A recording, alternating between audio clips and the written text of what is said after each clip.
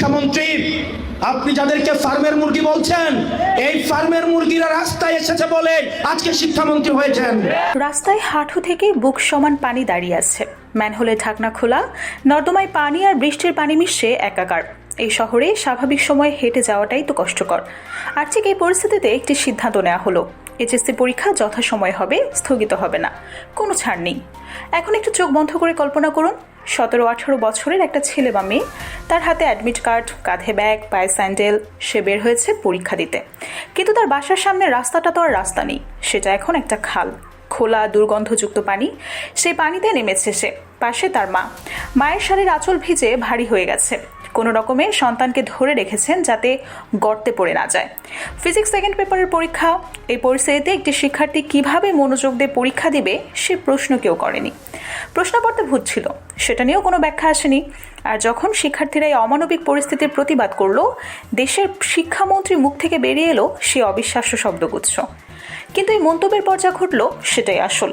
প্রথম প্রতিক্রিয়া এলো রাজপথ থেকে। নারায়ণগঞ্জের সোনারগাঁওয়ে একটি পদযাত্রা ও পথসভার আয়োজন করা হয়, জুলাই আন্দোলনের পথযাত্রা। আর সেই সভায় প্রধান অতিথি হিসেবে এলেন এমন একজন মানুষ যার নাম শুনলে অনেকের মেরুদণ্ড সোজা হয়ে যায়, হাসনাত আবদুল্লাহ। জুলাই ছাত্র জনতা আন্দোলনের অন্যতম মুখ, বর্তমান সংসদ সদস্য। সরাসরি শিক্ষামন্ত্রীকে উদ্দেশ্য করে বললেন, আপনি যাদের ফার্মের মুরগি বলছেন, এই মুরগিরা রাস্তায় নেমেছিল বলেই আজ আপনি মন্ত্রীর চেয়ারে বসে আছেন। এই মুরগিরা রক্ত দিয়েছিল বলেই শিলং থেকে এসে কেউ সংবিধান বিশেষজ্ঞ সেজেছেন। এই মুরগিদের ট্যাগের কারণেই লন্ডন থেকে উড়ে এসে কেউ প্রধানমন্ত্রীর দায়িত্ব পালন করছেন। কথাগুলো শুনে একটু থামুন, একবার ভাবুন, একজন সংসদ সদস্য প্রকাশ্যে শুধু শিক্ষামন্ত্রীকে না, পুরো সরকার ব্যবস্থাকে স্মরণ করিয়ে দিচ্ছেন এই ক্ষমতাটা কোথা থেকে এসেছে। এই ক্ষমতা কোনো দলীয় কার্যালয় থেকে আসেনি, এসেছে রাস্তা থেকে, শিক্ষার্থীদের রক্ত থেকে, জুলাইয়ের সেই উত্তাল দিনগুলো থেকে। আর সেই শিক্ষার্থীদেরকে যখন অপমান করা হয়, তখন যারা এই ক্ষমতা দিয়েছে তারাই সেটা কেড়ে নিতে পারে। কিন্তু গল্পটা শুধু রাজপথে সীমাবদ্ধ থাকে না। ঠিক একই সময়ে জাতীয় সংসদের ভেতরেও আরেকটা যুদ্ধ শুরু হয়ে গেল। সংসদের চেম্বারে শিক্ষামন্ত্রী যখন তার অবস্থান ব্যাখ্যা করতে গেলেন, তখন তিনি বললেন এটা তার ব্যক্তিগত মন্তব্য ছিল, কাউকে উদ্দেশ্য করে বলেনি, কেউ আহত হলে দুঃখিত। কিন্তু দুঃখ প্রকাশ কাউকে সন্তুষ্ট করলো না, বরং আগুনে ঘি পড়ল। জামায়াত ইসলামের সংসদ সদস্যরা তীব্র ভাষায় আক্রমণ করলেন। ব্যারিস্টার রুমিন ফারহানা তার পরিচিত ধারালো যুক্তি দিয়ে শিক্ষামন্ত্রীকে একেবারে কোণঠাসা করলেন। বললেন, একটি স্বাধীন দেশের শিক্ষার্থীদের সাথে এই ধরনের আচরণ কোনোভাবেই যোগ্য না। সংসদের ভেতরে সেদিন যে উত্তাপ তৈরি হলো সেটা সাধারণ কোনো বিতর্ক না, ছিল একটি মন্ত্রীর রাজনৈতিক অস্তিত্বের প্রশ্ন। সবচেয়ে নাটকীয় ঘটনা হলো একদম অপ্রত্যাশিত একটা জায়গায়, ঢাকা বিশ্ববিদ্যালয়, দেশের সর্বোচ্চ বিদ্যাপীঠ।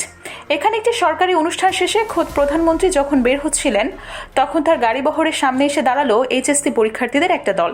স্লোগান দিচ্ছিল, দাবি ছিল পরিষ্কার, শিক্ষামন্ত্রীর পদত্যাগ চাই, পরীক্ষা ব্যবস্থায় ন্যায় বিচার চাই, আর শিক্ষার্থীদের অপমান করার বিচার চাই। এটা সাধারণ কোনো ঘটনা না। একটু ভেবে দেখুন, একটি দেশের প্রধানমন্ত্রীর গাড়িবহর, তার সামনে শিক্ষার্থীরা প্রতিবাদ করছে। এটা বাংলাদেশের সাম্প্রতিক রাজনৈতিক ইতিহাসে কতটা অস্বাভাবিক সেটা বুঝতে বেশি বিশ্লেষণের দরকার নেই। এর মানে হলো, সাধারণ শিক্ষার্থীরা এখন আর কাউকে ভয় পায় না। আর ঠিক এই ঘটনার পরেই পর্দার আড়ালে শুরু হলো আসল নড়াচড়া।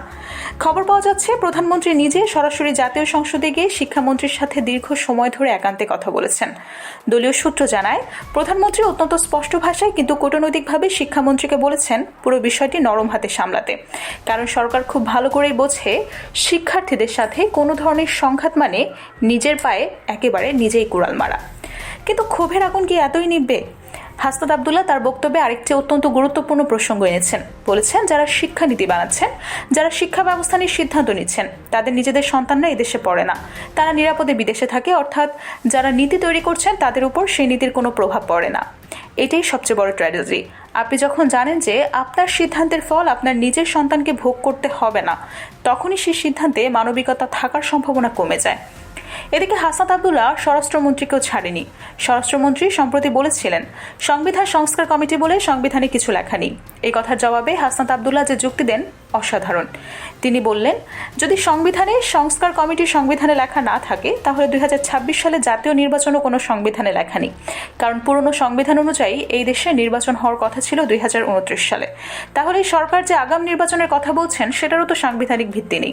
এই একটা মাত্র যুক্তি দিয়ে তিনি পুরো সংবিধান সংস্কার বিতর্ককে একটা নতুন মাত্রায় নিয়ে গেছেন। তিনি মূলত বলতে চাইলেন, যখন একটি গণ অভ্যুত্থানের মধ্য দিয়ে নতুন সরকার এসেছে তখন জন আকাঙ্ক্ষাই সবচেয়ে বড় সংবিধান। শুধু রাজনীতি না, হাসনাত আব্দুল্লাহ দেশের চলমান প্রাকৃতিক দুর্যোগের কথাও ভোলেননি। অত্যন্ত হতাশার সাথে জানিয়েছেন, খাগড়াছড়ি, রাঙামাটি, কক্সবাজার, সাতকানিয়া, আনোয়ারা, বাঁশখালী এই এলাকাগুলোতে মানুষ এখনও চরম দুর্দশায়। পর্যাপ্ত ত্রাণ পৌঁছায়নি, সরকারি সহায়তা নেই বললেই চলে। অথচ এই সময় সরকারের মনোযোগ কোথায়? এখন একটু দূর থেকে পুরো ছবিটা দেখুন। একদিকে শিক্ষামন্ত্রীর বিতর্কিত মন্তব্য, অন্যদিকে বন্যার পানিতে ডুবে থেকে পরীক্ষা দিতে বাধ্য হওয়া শিক্ষার্থীদের অসহায়ত্ব, প্রশ্নপত্র ভুল, সংসদের তীব্র বিরোধিতা, রাজপথে হাসনাত আব্দুল্লাহর আগুন ঝরা বক্তব্য, ঢাকা বিশ্ববিদ্যালয়ে প্রধানমন্ত্রীর সামনে ছাত্র বিক্ষোভ, আর পর্দার আড়ালে প্রধানমন্ত্রীর জরুরি হস্তক্ষেপ।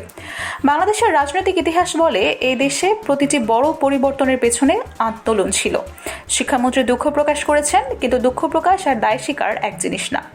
এখানেই আসল প্রশ্ন, একজন মন্ত্রী যিনি শিক্ষার্থীদের সম্মান করতে জানেন না, যিনি তাদের ত্যাগকে ভুলে গেছেন, যিনি বন্যার পানিতে ডুবন্ত শিক্ষার্থীদের কষ্ট ফিল করতে পারেন না, তিনি কি শিক্ষা মন্ত্রণালয়ের মতো গুরুত্বপূর্ণ একটি দায়িত্ব পালন করার নৈতিক অধিকার সত্যি রাখে? আপনার কি মনে হয়, শিক্ষামন্ত্রীর কি সত্যি পদত্যাগ করা উচিত, নাকি দুঃখ প্রকাশই যথেষ্ট? আপনার মতামত কমেন্টে জানান। আর এই ধরনের খবরের গভীর বিশ্লেষণ পেতে চাইলে চ্যানেলটি সাবস্ক্রাইব করুন এবং বেল আইকনটিতে ক্লিক করে রাখুন, কারণ এই নাটকের ক্লাইম্যাক্স এখনও আসেনি, সেটা আসতে পারে আগামীকালই। ধন্যবাদ সঙ্গে থাকার জন্য।